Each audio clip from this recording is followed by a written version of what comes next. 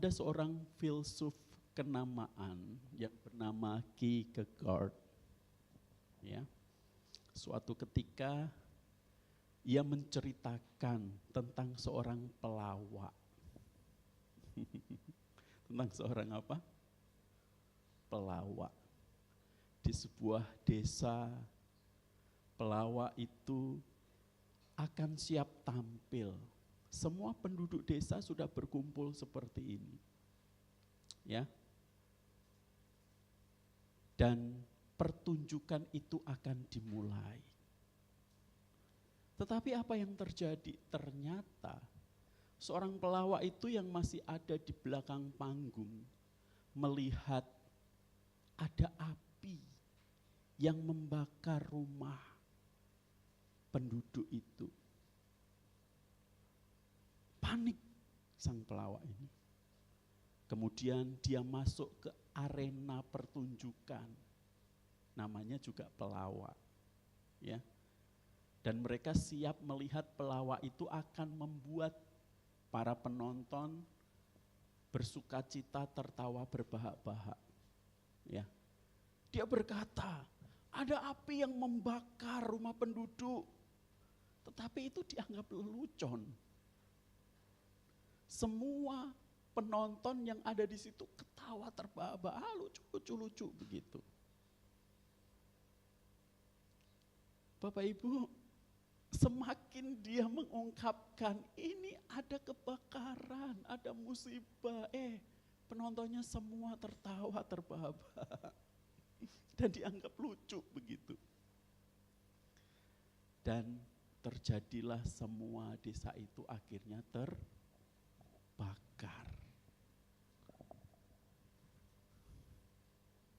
Ngeri nggak Bapak Ibu? Ngeri ya.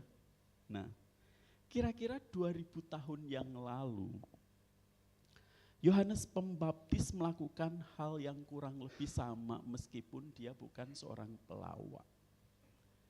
Dia mewartakan sebuah berita yang serius. Sama seriusnya yang disampaikan oleh seorang pelawak ini kepada penontonnya. Bertobatlah dan berilah dirimu dibaptis dan Allah akan mengampuni dosa seperti ada tertulis dalam kitab Nabi Yesaya. Ada suara yang berseru-seru di padang gurun. Siapkanlah jalan Tuhan, luruskanlah jalan baginya. Setiap lembah akan ditimbun dan setiap gunung dan bukit akan menjadi rata.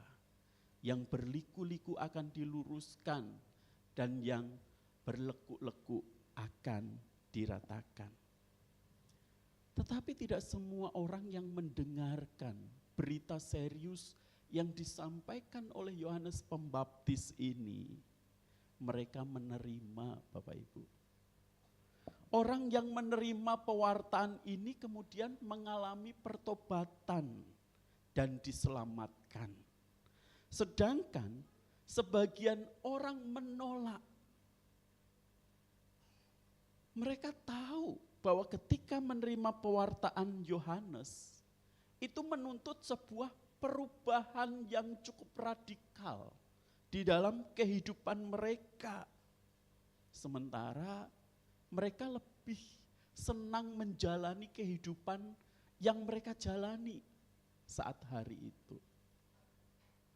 Bapak Ibu, bukankah ketika kita mau menerima sebuah berita itu dan kita mau untuk mengalami pertobatan, kita harus mengubah cara pandang dan cara hidup kita yang selama ini sudah kita jalani dan kita nikmati.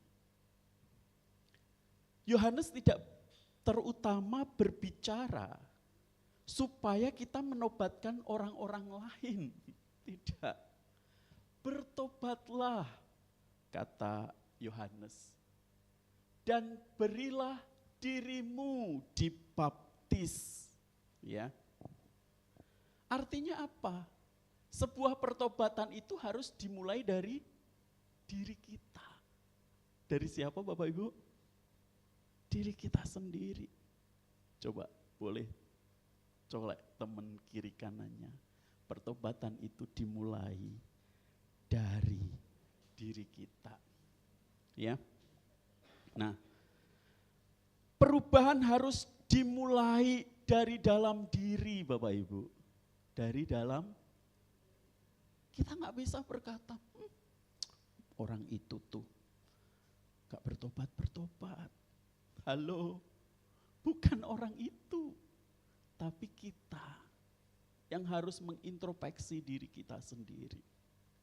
Ya, berita pertobatan ini ditujukan secara pribadi untuk dirimu dan diriku secara pribadi, bukan untuk orang lain yang kita anggap kelakuan mereka tidak karu-karuan, betul ya?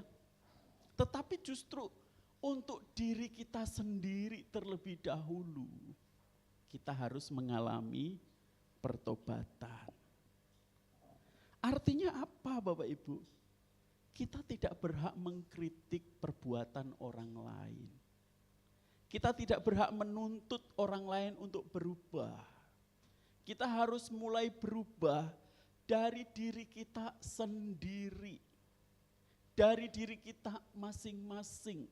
Kita menyadari bersama bahwa semua kita harus mengalami yang namanya pertobatan secara pribadi. Ya. Nah, apa yang kita pahami dengan pertobatan diri sendiri itu?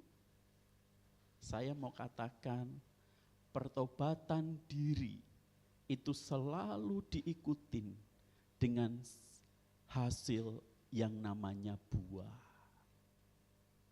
Apa? Buah. Pertobatan diri kita itu selalu diikuti dengan yang namanya buah. Artinya apa? Kalau kita berkata saya sudah bertobat, tetapi kita tidak menghasilkan yang namanya buah pertobatan, maka sesungguhnya kita belum benar-benar bertobat. Ya. Nah, Mazmur 1 ayat 1 di situ dikatakan, berbahagialah orang yang tidak berjalan menurut nasihat orang fasik, yang tidak berdiri di jalan orang berdosa, dan yang tidak duduk dalam kumpulan pencemooh.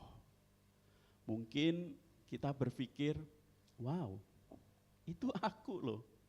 Banyak dari antara kita tidak berjalan menurut nasihat orang fasik. Banyak di antara kita tidak berdiri di jalan orang berdosa. Hari-hari kita ya di tempat kerja, di rumah, di gereja. Kan itu tempat-tempat yang tidak seperti yang kita bayangkan, tempat yang penuh dengan dosa dan yang lainnya.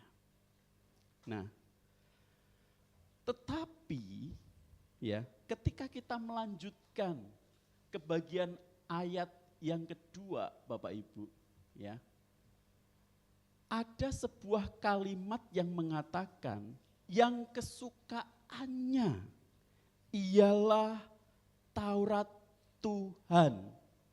Kesukaannya adalah apa? Kesukaannya adalah Taurat Tuhan. Sebuah kesukaan. Siapa yang suka makan durian? Ini lagi musim durian ini. Ada? Saya salah satunya. Enggak ada yang suka ya? Ya, suka artinya kita senang, menyukai ketika makan itu. Dan kalau ada durian rasanya wow begitu. Coba bayangkan. Kalau kesukaan kita adalah firman Tuhan atau Taurat Tuhan, artinya ketika kita mau bertemu atau mau membaca Alkitab atau mendengarkan firman Tuhan, kita se-exciting mau makan durian enggak? Bisa bayangkan ya? Harusnya kalau kita suka Taurat Tuhan, wah ini hari Minggu nih mau dengerin firman Tuhan, wah saya nanti-nantikan begitu. Seperti kalau kita mau diajak makan durian bagi yang suka. Ya, ayo Mama Givio kita makan durian, ayo. Seperti itu seharusnya, sebuah kesukaan itu, betul ya. Tapi ternyata seorang yang bernama James Boyce mengatakan, yang kesukaannya adalah Taurat Tuhan dan yang merenungkan siang dan malam itu hanyalah Kristus. Manusia tidak ternyata. Ya. Tidak ada satu orang pun yang secara sempurna kesukaannya adalah Taurat Tuhan dan merenungkan itu siang dan malam. Artinya apa? Termasuk saudara dan saya sesungguhnya tidak benar-benar menyukai firman Tuhan di dalam hidup kita. Betul? Betul ya? Khotbah lama sedikit kadang kita udah gelisah. Ya kan? Enggak setiap hari bangun-bangun pagi terus kita cari Alkitab. Pasti yang kita cari pertama jelas bahwa kita pun seperti yang dikatakan oleh James Boyce ini. Ya, hanya Kristus yang benar-benar menyukai Taurat Tuhan itu, merenungkan siang dan malam, begitu. Ya. Paham ya dari sini ya. Nah, inilah yang diajarkan oleh Luther, seorang tokoh besar gereja kita, oleh Rasul Paulus, salah satu rasul yang begitu luar biasa dipakai Tuhan. Bahwa waktu berhadapan dengan Taurat, kita tahu diri kita tidak lulus dalam standar kesucian Tuhan. Ya.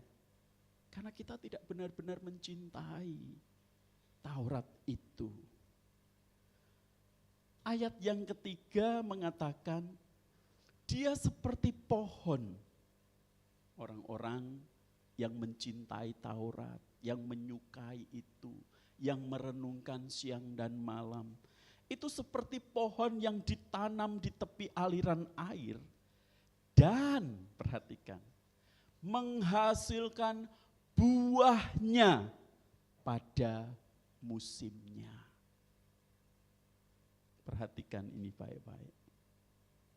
Jadi orang-orang yang benar-benar mengalami pertobatan di dalam Tuhan, memiliki relasi yang dekat dengan Tuhan, itu secara natural akan menghasilkan buah pada musimnya. Ya. Buah pada musimnya. Buah ini bukan sebuah reward atau upah. Ya. Mama Givio karena rajin ke gereja, karena rajin baca Alkitab, maka Mama Givio akan diberikan oleh Tuhan buah. Itu reward ya. Bukan reward. Ya. Tetapi itu secara natural. Ketika kita terhubung dalam relasi kita dengan Tuhan secara intim, kita dekat dengan Tuhan. Orang-orang yang merenungkan Taurat Tuhan, yang selalu memikirkan Tuhan di dalam kehidupannya, selalu menjalin relasi di dalam doa dengan Tuhan, merenungkan Alkitab, membacanya, itu adalah orang-orang yang memiliki relasi dengan Tuhan dan tahu bahwa dia membutuhkan hubungan yang dekat, sedekat-dekatnya dengan Tuhan. Orang-orang seperti inilah yang kemudian menghasilkan buah. Dan itu bukan sebagai sebuah hadiah atau reward, tetapi sebuah pertumbuhan alami yang lahir dari kehidupan kita yang dekat dengan Tuhan. Kalau saya balik Mengapa kehidupan kita kurang berbuah? Jawabannya adalah karena kita tidak tinggal di tepi aliran air. Kita tidak tinggal bersama dengan Kristus. Kita seringkali mencari jalan kita sendiri. Ya. Sederhana saja. Kalau Bapak Ibu punya masalah, lebih datang duluan kepada Tuhan atau kepada orang lain. Kita cenderung kalau lagi ada masalah pasti cari teman untuk cerita, ya kan? Cari orang lain atau cari solusi lain. Kadang kita lupa terlebih dahulu harus datang kepada siapa? Tuhan. Ya. Maka tidak heran kalau kehidupan kita tidak menghasilkan buah yang sesuai dengan pertobatan kita. Minggu Advent kedua ini kiranya menjadi peringatan untuk kita. Supaya kita menyadari bahwa kita perlu untuk menjalin relasi sedekat-dekatnya dengan Tuhan. Tidak berarti kita harus menjadi seorang pendeta atau apa. Tetapi di dalam keseharian hidup kita mengingat Dia. Kita mengutamakan Tuhan di dalam kehidupan kita. Tidak ada orang yang di luar Kristus mampu menghasilkan buah pertobatan. Alkitab dengan jelas berkata, sebab di luar aku, di luar siapa? Kristus. Kamu tidak bisa berbuat apa-apa. Nah, apa saja yang diperbuatnya berhasil. Ini kata yang sangat menarik untuk kita perhatikan bersama. Di dalam bahasa Inggrisnya menggunakan in all that he does, he prospers. Ya. Ini sangat jelas untuk kita pahami karena Alkitab tidak mengajarkan prosperity gospel. Prosperity gospel itu apa? Injil kemakmuran.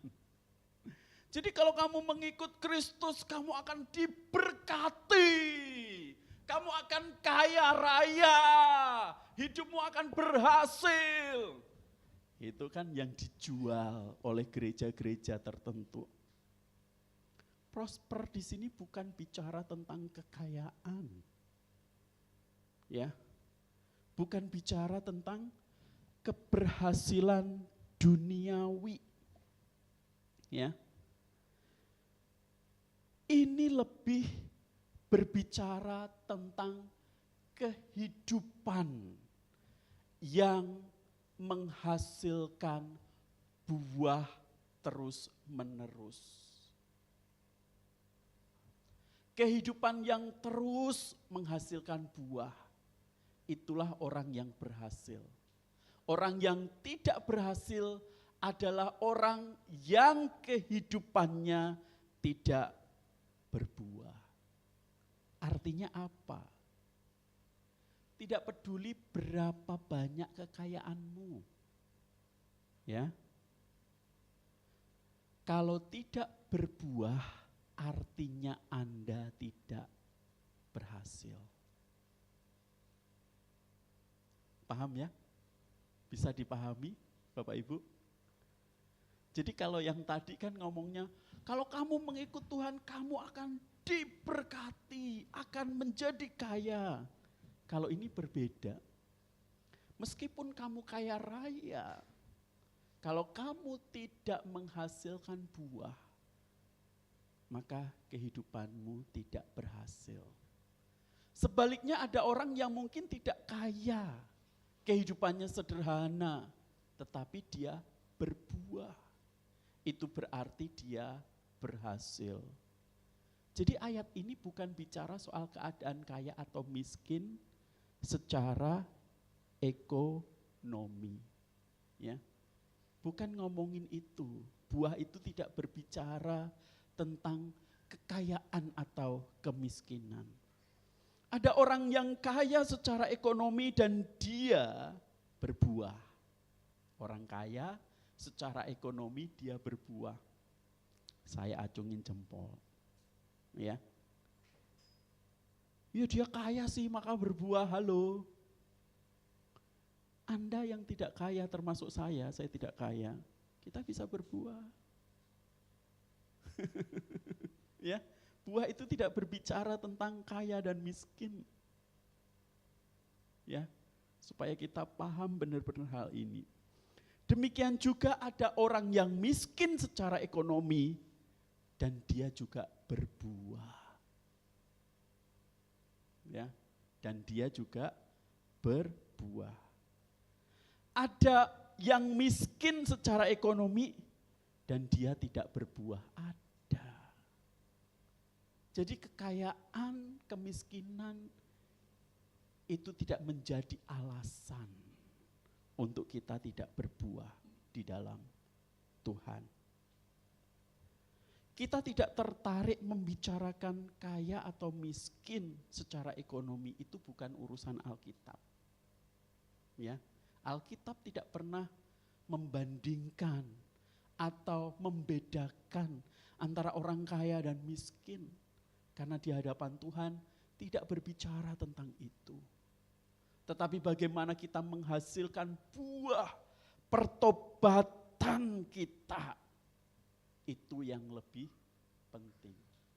Urusan Alkitab adalah membicarakan bagaimana kehidupan kita berhasil dalam pengertian berbuah. Kehidupan saudara dan saya seharusnya berbuah. Saya akan berikan beberapa contoh supaya Bapak Ibu paham ya tentang berbuah yang dimaksud di sini. Saya pernah membaca sebuah kisah tentang seorang pendeta di gereja kecil di Skotlandia. Ia dipaksa keluar oleh para penatua di gerejanya karena dianggap tidak menghasilkan buah dari pelayanannya. Di tempat pendeta itu melayani merupakan tempat yang memang sulit, sangat sulit. Penduduknya bersikap dingin dan memusuhi kebenaran. Selama pelayanan sang pendeta di gereja tersebut, tidak terjadi perubahan, pertobatan maupun baptisan, sama sekali. Kalau di sini kan setiap 1 tahun 2 kali pasti ada yang dibaptis. Ya. Semester lalu 1 ya, ada yang dibaptis, mama dari Bu siapa? Finali, mama dari Bu Finali. Hari ini ada 3 yang dibaptis dan 1 CD, begitu. Ya, itu sama sekali nggak ada selama bertahun-tahun pelayan. Suatu kali ketika piring persembahan diedarkan, persembahan itu pakai piring, pakai piring. Seorang anak laki-laki meletakkan piring itu di lantai dan dia berdiri di situ di atas piring. Dan saat diminta penjelasan mengapa ia melakukan hal itu, anak itu menjawab demikian. Saya sangat tersentuh sekali dengan kehidupan Pak Pendeta. Dia bilang, saya tidak memiliki sepeser uang apapun, jadi saya tidak bisa memberikan persembahan. Yang saya punya adalah diri saya. Saya mempersembahkan diri saya untuk Tuhan. Dari desa yang sulit itu, yang dikatakan tidak berhasil itu, ya, Bapak Ibu tahu siapakah dia? Dia adalah Robert Moffat. Anak kecil yang berdiri di atas piring persembahan itu. Dia adalah seorang misionaris Skotlandia terkenal yang tiba di Afrika Selatan untuk membawa pertobatan di Afrika Selatan. Pertobatan selalu diikuti dengan buah pertobatan. Martin Luther pernah berkata demikian, "No person ever really live until he has found something worth dying for." Ya. Manusia tidak akan benar-benar hidup kecuali ia telah menemukan sesuatu yang untuknya ia rela mati. Pertanyaan saya kepada Bapak Ibu, sesuatu apa yang untuknya Bapak Ibu rela mati?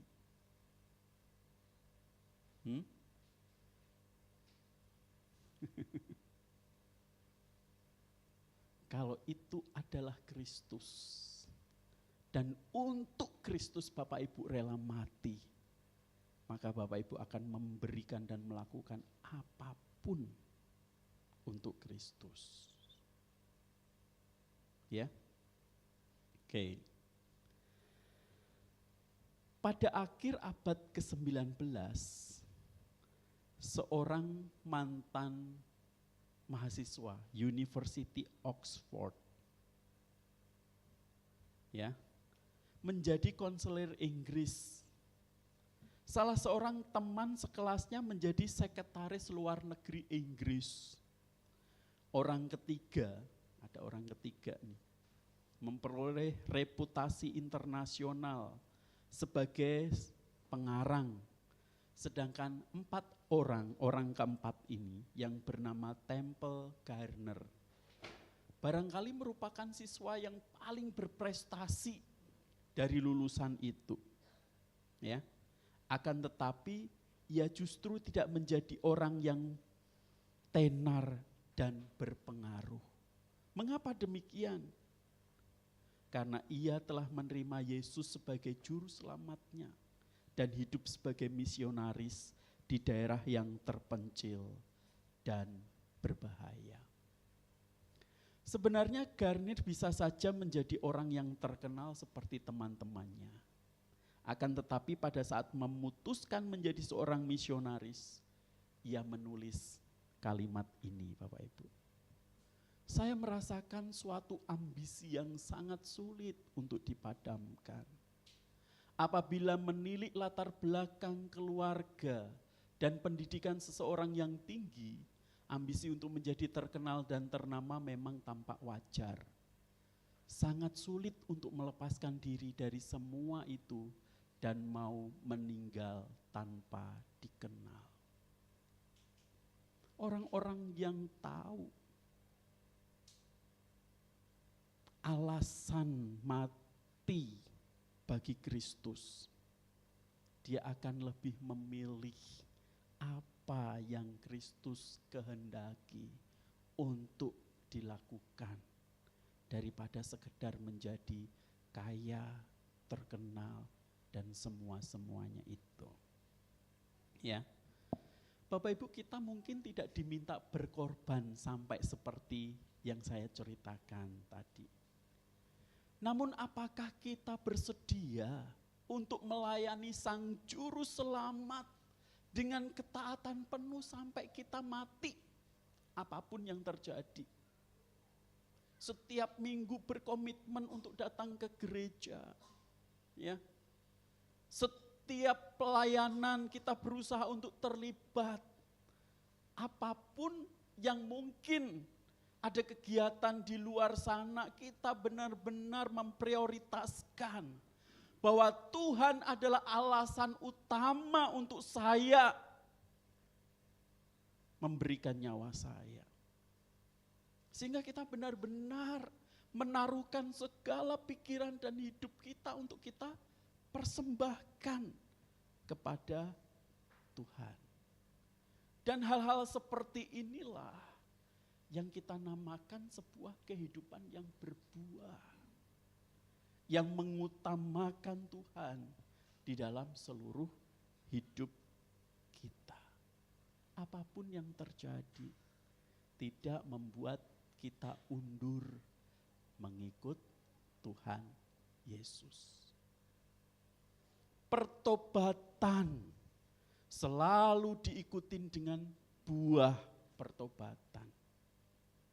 Dari kehidupan kita yang tadinya kita begitu terpesona dengan dunia ini, beralih menjadi kita hanya terpesona dengan keagungan Kristus, bukan yang lain.